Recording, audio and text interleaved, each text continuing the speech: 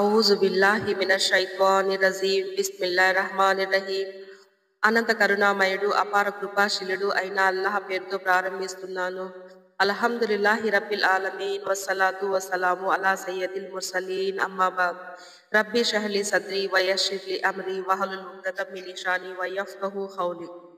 అస్సలాము అలైకుం వరహ్మతుల్లాహి వబరకాతుహు.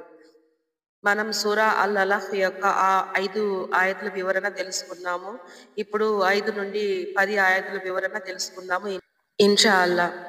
వీడియోలకు వెళ్లే ముందు నా ఛానల్ని సబ్స్క్రైబ్ చేయండి, లైక్ చేయండి, షేర్ చేయండి మరియు కామెంట్స్ కూడా పెట్టండి. సూరా అల్ అలహ్ యొక్క 6, 7 ఆయతులు. కల్లా ఇన్నల్ ఇన్సానా లా యతగా అర్ఆహు ఇస్తగనా. ఈ 2 ఆయతుల యొక్క వివరణ. ఇందులో మనిషి గర్వం, అల్లాను మర్చిపోవడం మరియు ప్రవక్త సల్లల్లాహు అలైహి వసల్లం గారికి వ్యతిరేకంగా తిరిగిన అబూ జాహిల్ గురించి చెప్పబడుతుంది. అల్లా మనిషికి ధనము, పదవి, శక్తి ఇస్తే అతను అల్లాను మరచి గర్వపడతాడు. ఇది అబూ జాహిల్ వంటి వారికి కూడా వర్తిస్తుంది. ఇతను ఇస్లాం యొక్క బద్ధ శత్రువు. ముహమ్మద్ సల్లల్లాహు అలైహి వసల్లం గారు కాబా వద్ద నమాజ్ చేస్తూ ఉంటే అడ్డుకునేవారు. మనిషి నాకు ఎవరి అవసరం లేదు అనుకుంటే అది అతని తిరుగుబాటు ప్రారంభం.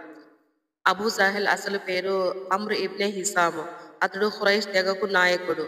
ప్రవక్త సల్లల్లాహు అలైహి వసల్లం గారు ఆయనకు ఈ పేరు ఎందుకు పెట్టారు అంటే, ఇతడు జ్ఞానమున్న అల్లా సత్యాన్ని అంగీకరించకుండా దానిని విరోధంగా పోరాడాడు. అబూ జాహిల్ ఇస్లాం ప్రారంభం నుండే ముహమ్మద్ సల్లల్లాహు అలైహి వసల్లం గారికి ప్రధాన శత్రువు.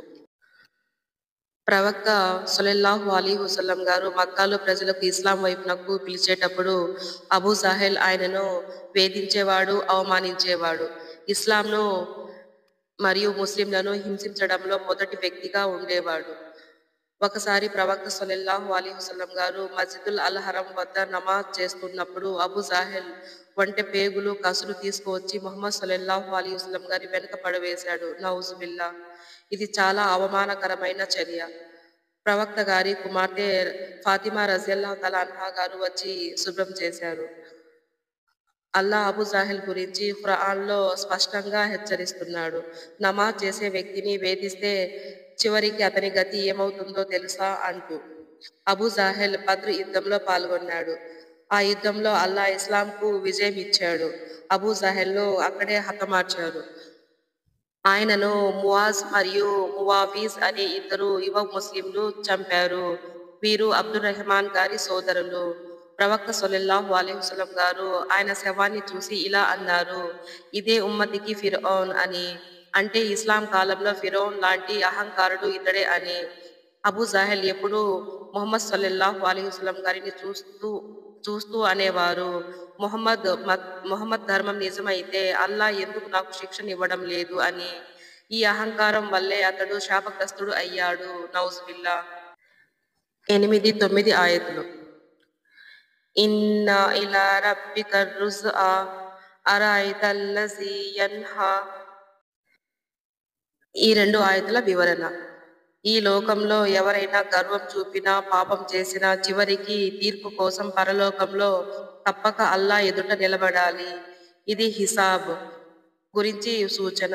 హిసాబ్ అంటే మనము బ్రతికి ఉన్నప్పుడు ఇహలోకంలో చేసిన మంచి చెడు పనుల గురించి అల్లా సుబ్హానహు వ తఆలా తీర్పు దినం నాడు ఖచ్చితంగా లెక్క తీసుకుంటాడు. 10, 11 ఆయతులు. అబ్దన్ ఇజా జల్లా అరాయితా ఇన్ కానా అలల్ హుదా. 10వ ఆయత యొక్క అర్థము, అతను సత్యంలో ఉన్నట్లయితే. అల్లా అడుగుతున్నాడు, అబూ జాహిల్ ఎవరిని అడ్డుకుంటున్నాడో తెలుసా? అతను సత్యంలో ఉన్న ప్రవక్తను అడ్డుకుంటున్నాడు. 11వ ఆయత యొక్క అర్థము, అతడు తిరస్కరించి వెనుకకు వెళ్లిపోయినట్లు అయితే. అబూ జాహిల్ ఖురాన్ను మరియు ప్రవక్త సల్లల్లాహు అలైహి వసల్లంను తిరస్కరించాడు. ఇది కుఫ్ర్ యొక్క రూపము. కుఫ్ర్ అంటే ఇక్కడ నమ్మక ద్రోహం. అబూ జాహిల్ ముహమ్మద్ సల్లల్లాహు అలైహి వసల్లంను రకరకాలుగా వేదనలు, హింస చేసేవాడు. ఈ వచనాలను అల్లా సుబ్హానహు వ తఆలా ఖండించాడు. ఈ సూరా మొత్తం అబూ జాహిల్ గురించే తెలియజేస్తుంది. ఇన్షా అల్లా మిగతా 5 ఆయతులు ఇంకొక వీడియోలో తెలుసుకుందాం ఇన్షా అల్లా. అస్సలాము అలైకుం వరహ్మతుల్లాహి వబరకాతుహు.